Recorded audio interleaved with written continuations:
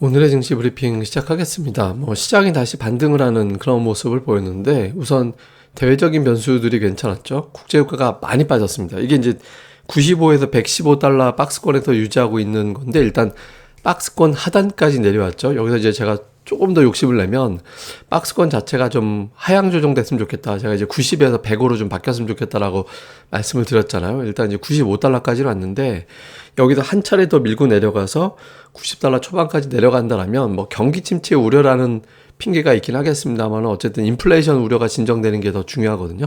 유가가 빠졌다라는 점에서 오늘 CPI가 높게 나온다 하더라도 7월 수치는 낮지 않을까? 그러니까 이런 기대감을 좀 만들어준 것이 시장이 올라갈 수 있는 요인이 됐고, 또 오늘 미증시가 이제 빠졌던 이유가 미증시 빠지면 우리도 빠져야 되는데 가짜 뉴스 때문이었다. 그러니까 이제 미국 오늘 나올 인플레이션 지표가 10.2%다. 그러니까 이런 어떤 찌라시가 돌았다라는 거예요. 근데 그게 이제 사실이 아니다라는 것을 미국 당국이 확인을 해줬고, 그래서 미국이 빠진 거기 때문에 그것 때문에 빠진 거라면 미증시 빠진 만큼 우리 시장이 반영할 필요는 없다. 이렇게 또 이제 만들어진 거죠. 그래서 미증시 하락한 것과 무관하게 우리는 이제 물가 부담이 완화가 됐다라는 점이 시장을 올라갈 수 있는 그런 계기로 만들어졌고요. 그 다음에 또 하나는 초반에 삼성전자 하이닉스가 괜찮았잖아요. 그 뒷부분에서 좀 밀리긴 했지만, 이제 미국에서 오늘 블룸버그 보도입니다만 이제 어떤 보도가 나왔냐면 유럽의 가치주 펀드가 그 인피니언이라는 회사를 매수했다라는 거예요. 그래서 인피니언 회사를 매수했는데 그 이유가 원래 성장주 쪽에 가까운 종목인데 가치주로 지금은 봐야 된다. 근데 20년 사이에 성장주를 가치주로 보고 이제 평가해야 되는 거는 딱 두 번 있었다. 한 번이 2008년도 금융위기 때고 지금이 두 번째라는 거예요. 그래서 4월부터 매수를 하고 있다라는 거죠. 그래서 지금 우리가 일반적으로 생각하는 반도체를 비롯한 이런 종목들에 대해서 그러면 가치주로 봐야 되나? 그러니까 이런 인식이 있고, 요게 이제 유럽에서도 반도체주가 강했고, 그러니까 미국에서도 반도체주가 강했거든요. 그러니까 우리는 만기 때문인지 몰라도 이제 뒷부분에 밀리긴 했습니다만은 어쨌든 이런 분위기가 조성되는 것도 시장에서는 좀 긍정적인 어떤 흐름이 나올 수 있겠죠. 그 다음에 이제 뉴스들을 보면 한국은행이 이제 빅스텝 이제 인상을 했고 연달아 이제 인상을 했는데 이후에 이제 발언이 한국은행 총재 발언이 시장에서는 0.5%포인트 인상이다라는 충격보다는 좀 안도감을 주는 그런 역할을 좀 했습니다. 우선 그 이후에는 0.25 점진적으로 그러니까 그렇게 이야기를 했고요. 그러니까 연달아 계속 올리는 것도 아닌 것 같아요. 올렸다 쉬었다 이렇게 되는 것 같고, 그 다음에 이제 또 하나는 한미 간의 통화 수합 추진을 이제 논의되는 걸 기대를 한다. 그러니까 지금 공개적으로 저렇게 이야기한 거 봐서는 이번에 좀 성사되지 않을까? 그러면 이제 환율이 좀 완정되지 않을까? 이런 기대감이 있죠. 그래서 그러니까 이 부분에 대해서 불확실성 완화. 그러니까 이제 빅스텝은 이것으로 끝. 이런 정서가 나온 게 있었고요. 근데 반면에 이제 좀 부담스러웠던 거는 이제 상하이에서 2주치 식량을 준비하라라는 권고가 나왔다. 이게 이제 보도가 되면서 이제 뒷부분에서 좀 시장이 주춤거렸는데 이거 정말 이렇게 보도하면 안 된다고 생각하거든요. 근데 이거는 마치 당국에서 저렇게 발언한 것 같이 해석이 됐잖아요. 근데 그게 아니라 주민위원회 같은 거예요. 주거위원회. 우리로 치면 아파트 주민위원회 같은 걸로 저는 판단을 하는 건데 어쨌든 그런 데서 이제 저렇게 일부에서 저런 권고가 나왔다라는 거를 제목을 저렇게 달고 나와버렸거든요. 그래서 어쨌든 중국의 어떤 재봉쇄 가능성 이런 것들에 대한 부담이 분명히 있긴 하죠. 그래서 어쨌든 이런 부분들이 뒷부분의 상승폭을 주춤했고 안 그래도 또 CPI도 있기 때문에 이것까지 이제 발표 앞두고서 좀 연속적으로 올라가기는 좀 어려웠다 이렇게 볼 수 있겠습니다. 크게 올라가기는 어려웠다 이렇게 봐야겠습니다. 근데 제가 좀 한편 부러운 게 오늘 대만이 되게 많이 올랐거든요.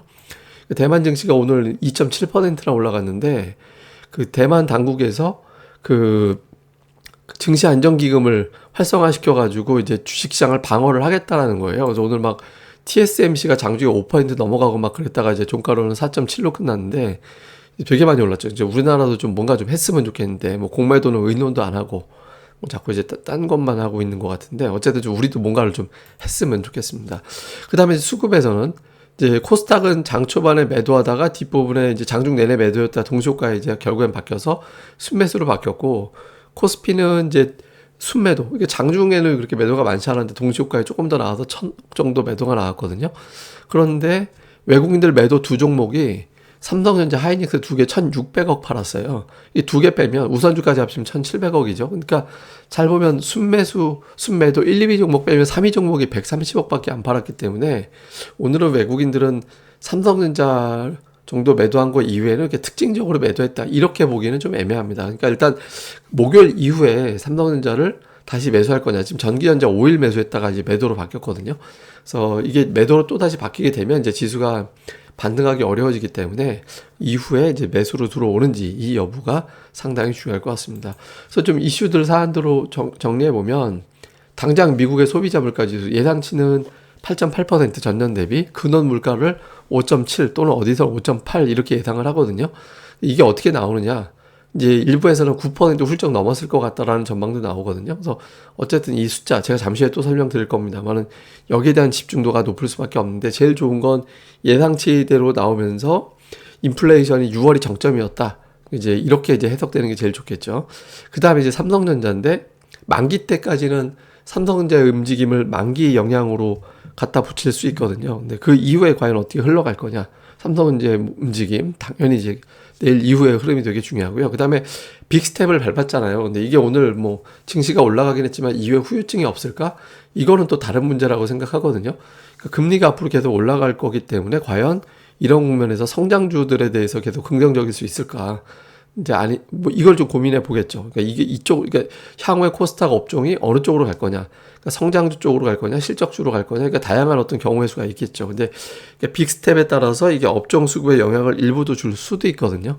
그러니까 요 구도 코스닥 시장에서 어떤 업종이 가는지 시장 전체로도 이제 오늘은 올라가긴 했지만 추가적인 고금리, 그러니까 지금 아직까지 고금리는 아니지만 이후에 이제 고금리 상태로 투자들이 판단하게 됐을 때 과연 버틸 수 있을 거냐.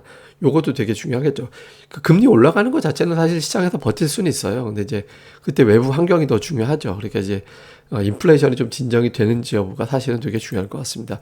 오늘 특징으로는 뭐 자동차, 화장품, 게임, 엔터, 2차 전지 일부, 뭐 반도체도 일부 이렇게 올라갔는데 오늘은 뭐 이렇게 특징주는 그렇게 크게 의미를 두기는 어려울 것 같습니다.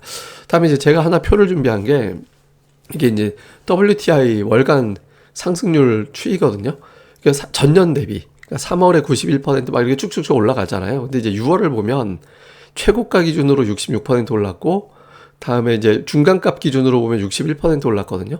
근데 이제 다음에 7월 같은 경우는 40%대로 내려왔어요. 그러니까 제가 보기에는 CPI는 미국의 물가 지수는 그러니까 6월이 되게 높게 나오고 7월부터는 조금 진정됐을 가능성은 있어 보이거든요. 다만 유가가 하락한다라고 CPI가 안정되긴 어려운 게 이게 이제 구성 항목인데 이게 제일 중요한 게 주거 비용이에요. CPI는 이제 42%고 PC로는 22.6%잖아요. 그러니까 주거 비용이라는 게 이제 거주 비용, 뭐 렌트비라든가 집세 뭐 이런 거 있잖아요.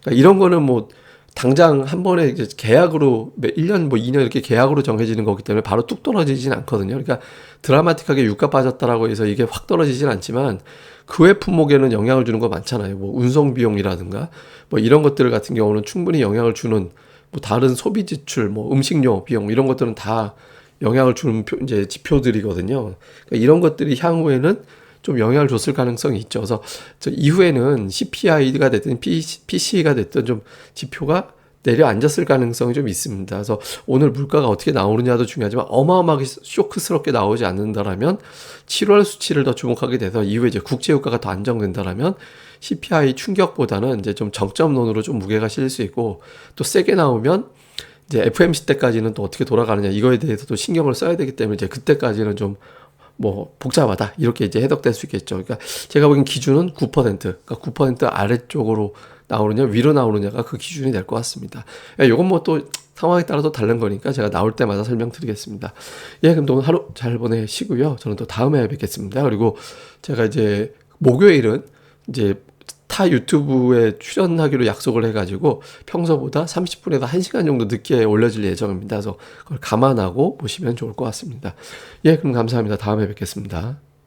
아, 그리고 구독하기, 예, 방송 구독하기 꼭 부탁드립니다. 감사합니다.